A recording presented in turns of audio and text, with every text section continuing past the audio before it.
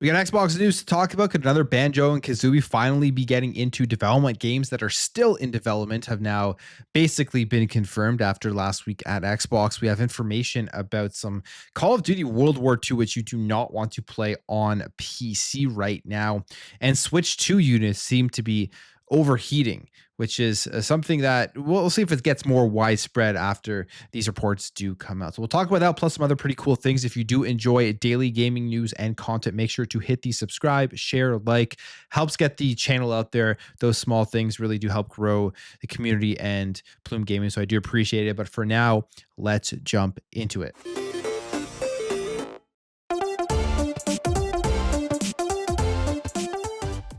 So Banjo and Kazooie is a game that I think would have a lot of hype around it if they were to bring it back. I would love to see it as a fan of the series from back in the day. There's still a lot of people who really want this game to come back, but guess the biggest question is, would this have mainstream appeal enough for Xbox to make money off of it? It's been very odd that they haven't even looked and ventured further, I think, into getting a cool platformer to add into Game Pass to bring from their first party studios, especially with the IPs that they have here under their belt, like Banjo-Kazooie, and developing a new one, I think would be a success. And it may come back. We don't know, but it may come back as multiple studios are interested in making a new Banjo-Kazooie game. Obviously, this is a rumor right now, but I would just love to see this happen. This comes via Video Games Chronicles Andy Robinson on the VGC podcast, and he was talking about what he has last heard here from Toys for Bob and Moon Studio, and potentially making another Banjo game, saying, the talk for ages was that, there's always outside interest in Banjo, but they're not interested. I mean, Greg Mayles, Banjo-Kazooie creator, is someone who doesn't look back notoriously. He said this on the record, that he likes to do new stuff. And as we know, Greg Mayles is actually now leaving Xbox. After 35 years, he's leaving Rare. So he didn't like to make older games. He wanted to make new stuff. Everwild was a game that was in development that obviously had failed because we hadn't seen anything after all these years after it had been announced. Maybe with some new visionaries at Rare, they go back into the back catalog. You never know. They say the altitude from the studio leadership was always no, no, no. We're going to do the new thing. He says, I heard more recently the pitches are being listened to. I heard constantly the name that comes up is Toys for Bob, who really want to do one. Funny enough, I heard Moon Studios as well was another one who was really interested. They're always talk about interest of a cartoon, of a movie, constant. Toys for Bob has been in the discussions here for a while, the rumors that they were potentially making a new Banjo-Kazooie. We know what happened with Toys for Bob. Xbox sold them off, let them be independent, basically just cut them out, didn't shut down the studio or anything, but let them to spin off and become independent and continue to work on games and continue to be in partnership with Xbox to work on the IPs that they now own via the Activision Blizzard acquisition, like the Spyros and like the Crashes. Toys for Bob has had some hints that it looks like they are working on a new Spyro, but we don't fully know exactly what the game that they're working on is. Maybe Banjo-Kazooie is that one that they've been in talks with to continue to move forward with after the current game they're working on, or maybe it is currently in development with them. Either way, I think Toys for Bob would be a phenomenal decision to make Banjo-Kazooie based off of their previous work. I also think Moon Studios would be very cool to let them make them because they're great with platformers. Obviously, Ori was a side-scrolling Metroidvania platformer, but I could definitely see from the creatives there they could translate that into a 3D action platforming style of game. So I really hope this happens. I'm a big fan of these 3D platformers from like the PS2 and GameCube and Xbox era. There was always so many there, and I would love to see Banjo-Kazooie make a comeback here and get another studio to get it into development. With games canceled, like what is Rare going to be working on next? Everwild is no longer. They're still obviously supporting Sea of Thieves because that's a wildly successful game. But will they be now thinking about what's the next project they are going to be starting? Maybe Banjo-Kazooie could be that game because this could also be a smaller game to develop. This doesn't need to be a massive, huge budgeted AAA experience. This could be more of a AA style of game. And with the industry, I think going to start leaning more into that, trying to reduce development time and development costs. Banjo-Kazooie could be that perfect game to fit in there. Another game that is still in development with Xbox here is Hideo Kojima's OD. Of course, after the announcements last week, there are a lot of rumors going around about a bunch of games being canceled that we're never going to see again. But it looks like Hideo Kojima's OD is here still in development with Xbox, at least for right now. Who knows what the future does hold. But they do say here that it has been confirmed at this point that many second party projects were canceled. For example, Romero Games' upcoming shooter was funded by Xbox, and that game has been canceled. But when it comes to OD, it looks like this one is still here in development. We haven't seen much about it. We do know it is a horror title, but it is completely mysterious as to exactly what it is. That's kind of what Kojima does with his games. It keeps it very mysterious. You're guessing exactly what the story is about, where is the game going to go, but it is going to be a horror style of game, and we'll see what kind of craziness he does come up with in terms of the story, because that is like one of the main things when it comes to Kojima's games is where does he take the story? What world does he build? What kind of atmosphere does he create? And OD could be a pretty big hit here for Xbox Games Publishing, and will be a day one game into Xbox Game Pass. Another studio that was hit was Turn 10. We talked about this the other day. Again, lots of rumors were going around that Forza Motorsport was just going to be shut down. That seemingly, it hasn't been announced yet by Xbox, but seemingly right now it seems like it's still going to be running. They're still going to be supported, even though there are deep cuts here at Turn 10 Studios. You have Tom Warren here saying, if you're wondering what's happening with Forza Motorsport Turn 10, I reported on the deep cuts at the studio earlier this week. The layoffs have hit the vast majority of the studio, leaving enough people behind to keep Forza Motorsport up and running. So this game is still here. The question is, will there be another Forza Motorsport? Or will this be the end of that series? And when you really sit back and think about Forza Motorsport, it is a very good series. The latest game itself, as somebody who isn't like the biggest fan into that series, I'm more of a Horizon fan. It was fine for me. I enjoyed it. I thought it was a beautiful looking and a beautiful playing game. But obviously the game just didn't take off. There was content missing from the game at launch that they had been adding in later. But you look at the player base, you look at the Steam numbers, and overall, it just doesn't seem like there was a lot of people who played Forza Motorsport. And they were looking at those numbers most likely when they were making some of these decisions and deciding which games to continue to support. And you compare that to Forza Horizon, which is insanely successful, not just on Xbox, but on PC and on PlayStation 5. I have a feeling that when Forza Motorsport eventually does wrap up, you're going to see people, at least for a little bit here, jump over to Forza Horizon. The other thing is, if this game doesn't need as many people to support it now that it is deeper into its life cycle, they make those cuts now. And then by the time a new Forza game starts in development, or they're deciding not to shut down this series, at that point, maybe they ramp up some more developers for Turn 10 to work on the next iteration of this game. The thing with Forza Motorsport is they touted this as a games as a service, long-term style of game, and maybe that did end up hurting it in the long run. So we will see, but the game as of right now is not shut down. You can still play it. They're still supporting it. There is enough team there at Turn 10 based off of this report from Tom Warren to keep that game up and running. All right, let's jump over here. Let's talk some interesting news here. And I would say another advantage that the Xbox Series S gave us this generation, and that is mobile handheld gaming. The Series S is going to be a phenomenal benchmark for PC handhelds, for the Nintendo Switch 2, as we will see here with newer games, 60 FPS games, all of that stuff that is coming out. We have this report saying Prolific Port Studio says that any 60 FPS Xbox Series S game will easily port to the Nintendo Switch 2. This is Virtuos, who, as we know, phenomenal in remakes, in porting. They've done a really, really good job with games that they have put out.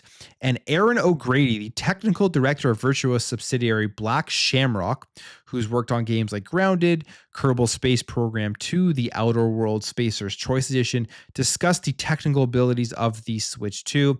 And he says here, GPU-wise, the Switch 2 performs slightly below the Series S. This difference is more noticeable in handheld mode. However, the Series S does not support technologies like DLSS, which the Switch 2 does. This makes the GPU capabilities of the two consoles comparable overall. CPU-wise, there is a clear distinction distinction between the two consoles. The Switch 2 is closer to the PS4 in this respect, having a CPU just a bit more powerful than the PS4's. Since most games tend to be more GPU bound than CPU bound when all optimized, the impact of this difference largely depends on the specific game and its target frame rate. He adds here that any game shipping at 60 FPS on the Series S should easily port to the Switch 2. Likewise, a 30 FPS Series S game that's GPU bound should also port well. Games with complex physics, animations, or other CPU intensive elements might incur additional challenges in reaching 30 or 60 FPS or require extra optimization during porting. But he is optimistic here overall for the Switch 2 that it could surpass the sales performance of 150 million predecessors, meaning that, these developers are going to want to get their games onto the platform, and they're going to want to make sure that these games are ported and optimized well. But this is a very interesting thing here to look at, because the Switch 2 is not a powerful console, like comparatively to what we have on the market right now. It does have a handheld mode though. Like you take it with you obviously on the go anywhere that you want to go with it.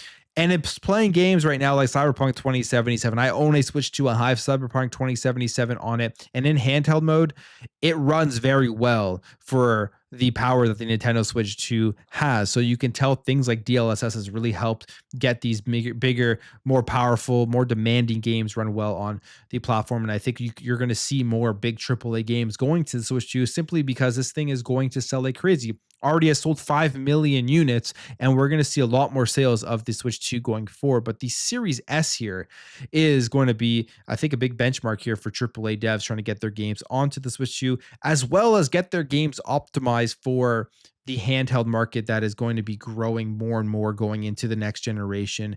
With rumored PlayStation handheld coming, we obviously have the ROG Xbox Ally that is coming, and then we have all the other PC handhelds on there. So the Series S, it's done a lot of good things this generation. No matter how much people try to hate on that console, it's gotten people into the generation at a cheaper price point. It gives you access to things like Game Pass. Games actually run relatively well on it. Most games are running on it completely fine, like 99.9% games run on the Series S. So it's done a lot here, and now it's going to help, I think, push forward the next gen in handhelds, also including the Nintendo Switch 2, which is going to get a ton of third-party development support. All right, we're going to talk more cancellations here. I talked about this in my video yesterday, and as someone who talks about as much as I can the cancellations, layoffs that happen across the entire industry, the Xbox news last week to me just isn't surprising. It's following in line with what has been happening within the gaming industry for about 2 years now. Go check out that video if you want to see the numbers, comparisons, things like that. Another studio here is canceling a game, and this one here is Striking Distance Studios. They're canceling Project Titan, which this is the studio that was behind Callisto Protocol. And Callisto Protocol never did take off. It just did not meet the sales expectations and everything. It was supposed to be that spiritual successor to Dead Space, and then the Dead Space remake came out and completely blew it away and stuff. So never really took off, but their next game that was in development, Project Titan, has been canceled. I wonder what the future holds for Striking Distance Studios. I wouldn't be completely shocked if the studio did get shut down in the near future, just because what are they doing right now? And if this is canceled, what's going to happen if they don't have enough funding to make another game or have another try to make something successful to be able to continue to make games going forward? So it's a tough time in gaming industry. It isn't stopping. It isn't stopping at Xbox. It's happening, going through basically everybody there. Another game that people thought was completely canceled. We don't have 100% confirmation on this yet, but it looks like it is still in development. I'm actually shocked about this one. I kind of expect this game to be canceled because we haven't seen anything on it in a while. That is Contraband. We have some nice digging that has been done up here by Timur222 and also Gaming Over 30. And he says here, Avalanche is likely still working on Contraband. It is still listed on their website as an open project with Xbox. And Timur222 noted the game is mentioned in their 2024 financial report. Additionally, if you look at Avalanche's financials, they were earnings negative in 2024. They lack any major release, but they received a significant sum of money in financing, which would point towards financing to complete Contraband, get it out there. and start to make money on it. We really don't know much about this game. Co-op online game, looks like you're taking on heists and stuff like that, but they showed this off a while ago, and hopefully this one comes out soon, because I think if this one doesn't come out soon, that may be the end of it. But Contraband, as of right now, even though rumors are saying it was shut down, looks like it is still in development. All right, next up, let's talk some Call of Duty World War II. As we know, this game just recently dropped onto Xbox Game Pass on console and on PC. But PC players are running into issues. Their computers are being taken over by hackers. And this is always something that is an advantage of the consoles, where you don't have to deal with a lot of these crazy hacks that can occur.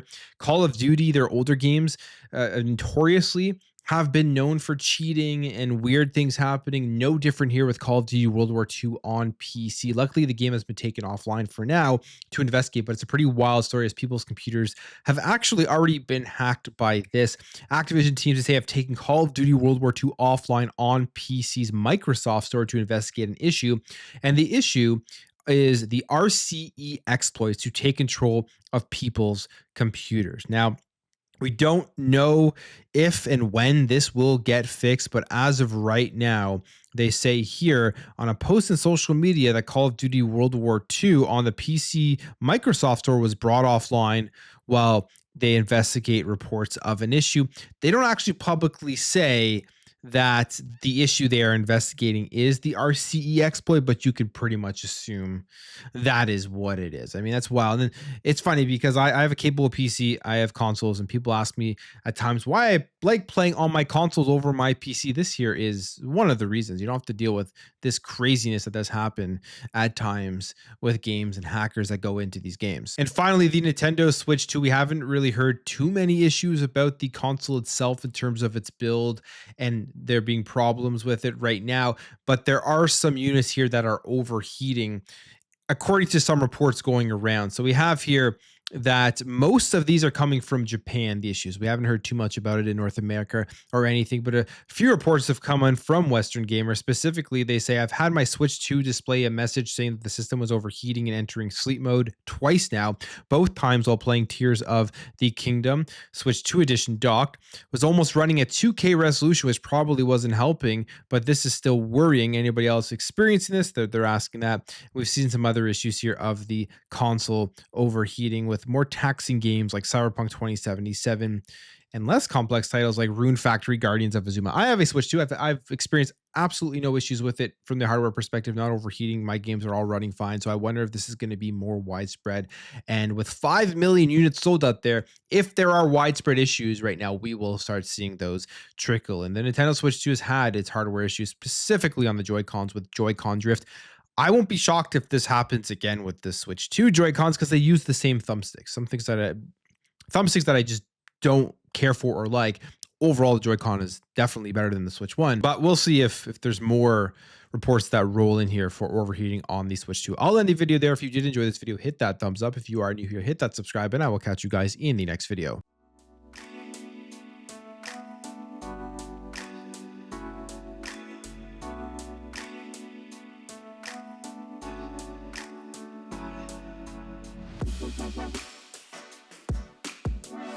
Thank you.